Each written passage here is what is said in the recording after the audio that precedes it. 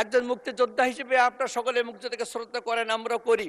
আমাকে সময় একটু 2 মিনিট বাড়িয়ে দেন, তাহলে আমি খুবই খুশি হব। মাননীয় স্পিকার, মাননীয় স্পিকার, বাংলাদেশের অভ্যুদয়ের পূর্বে 1947 সালে ভারত বিভাগের মাধ্যমে একবার আমরা স্বাধীন হই। এরপর 71 সালে রক্তক্ষয়ী যুদ্ধের মাধ্যমে মাননীয় স্পিকার লক্ষ লক্ষ মা বোনদের শাহাদাতের বিনিময়ে আমরা আরেকবার স্বাধীন হই। তৃতীয়বার এই 2024 সালের জুলাই, আমরা যেটাকে 35শে জুলাই বলে থাকি, 25-এর 5 আগস্ট পর্যন্ত আরেকবার স্বাধীন হলাম। ধন্যবাদ মাননীয় সদস্য। আপনি কি বক্তব্য শেষ করতে পেরেছেন? আচ্ছা, আপনাকে 2 মিনিট টাইম এক্সটেন্ড করা হলো, 2 মিনিটস। ধন্যবাদ।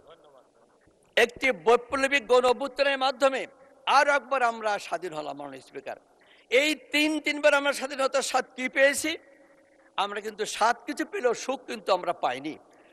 1947 সালের পরে পাকিস্তানি স্বৈর শাসকদের বৈষম্যমূলক স্বেচ্ছাচারিতায় দেশ শাসনে একদেশদর্শিতা বিভূতিসুলভ আচরণের ফলে 25 বছর পর আমরা ছিলাম অবহেলিত এবং নির্যাতিত এবং নিষ্পেষিত। মাননীয় স্পিকার, জীবনের বিনিময়ে অর্জিত স্বাধীনতা এবং স্বাধিকার পর 1971 সালে আবার স্বাধীন হলাম 55 বছর। এরপরে 24-এর পরে 35শে জুলাই পর্যন্ত আরো কয়েক বছর চলে গেল।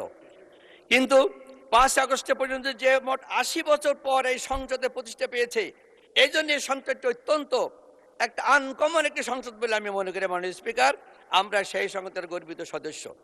কিন্তু এই সংসদে আমরা লক্ষ্য করছি এখনো আমাদের ভাইরা, যারা আমরা এক ছাতার নিচে অতিথি ছিলাম, আজকে বসে এক ছাতার নিচে আছি, কিন্তু অনেকে আমাদেরকে যে পুরনো কথা ভুলতে পারছেন না।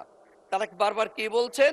বারবার বলছেন আমরা নাকি যে কি বলে আওয়ামী লীগের, আমরা নাকি বিএনপির প্রতিমন্ত্রী একজন বলেছেন যে মাননীয় স্পিকার, যে আমরা নাকি অমুক্তিযোদ্ধা, আমরা নাকি জুলাই বিপ্লবের সঙ্গে একমত ছিলাম না, আমরা নাকি যে জান্নাতের টিকিট বিক্রি করেছি, ইত্যাদি ইত্যাদি। মাননীয় স্পিকার, কষ্ট লাগে, দুঃখ লাগে।